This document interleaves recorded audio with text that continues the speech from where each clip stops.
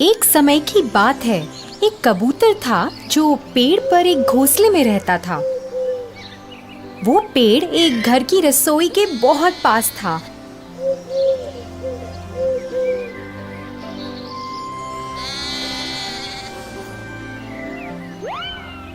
और उसमें काम करने वालों को कबूतर बहुत पसंद था। वो लोग अक्सर उसे दाना डालते थे और उसका खूब ख्याल रखते थे। कबूतर अपनी जिंदगी से खुश था और उसे अपने घर से बहुत प्यार था। उस पेड़ के पास एक और पेड़ था जिस पर एक कौवा रहता था। वो बहुत ही आलसी था और सबको परेशान भी करता रहता था।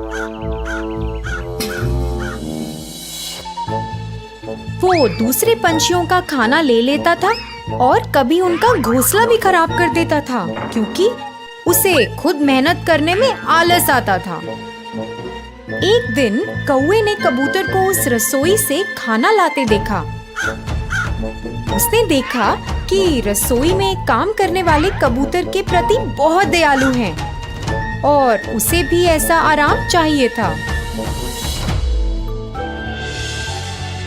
फिर एक सुहानी सुबह का दिन था जब कबूतर अपना घोंसला साफ कर रहा था और अपनी पसंदीदा धुन गुनगुना रहा था।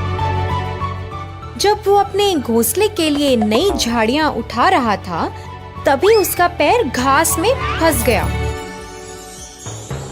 वो अपना पैर निकालने के लिए बहुत संघर्ष कर रहा था। फिर अचानक उसने ऊपर उस काले कौवे को देखा। फिर कौवा बोला, हेलो दोस्त, ऐसा लगता है कि तुम फंस गए हो। क्या मैं तुम्हारी मदद कर सकता हूँ? कोई बात नहीं, मैं ठीक हूँ, कबूतर ने कहा। अरे छोड़ो, मैं तुम्हें बाहर निकालता हूँ। कौवे ने झाड़ियों को खींचा और कबूतर का पैर बाहर आ गया।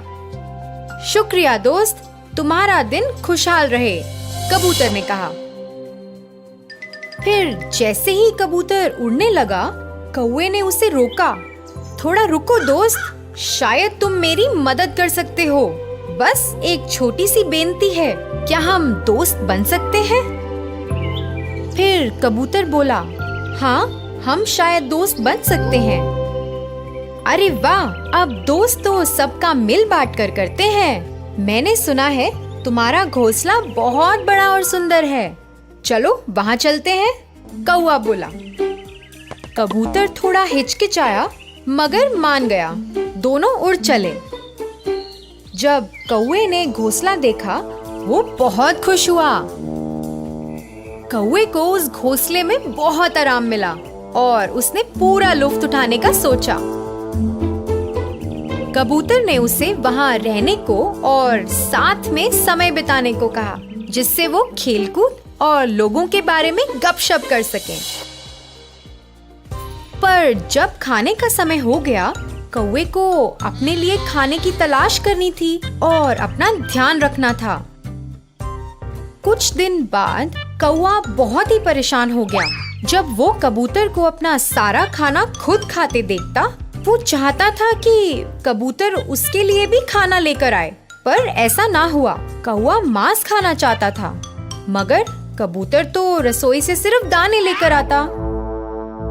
कौवे से इंतजार नहीं हुआ और उसने तय किया कि वो खुद रसोई में खाना लाने जाएगा।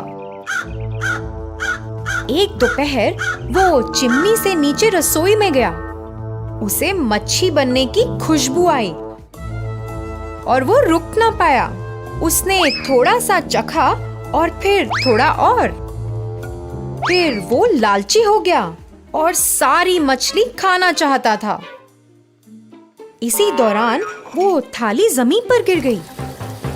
घर के लोगों ने आवाज सुनी और भागते हुए रसोई में आ गए।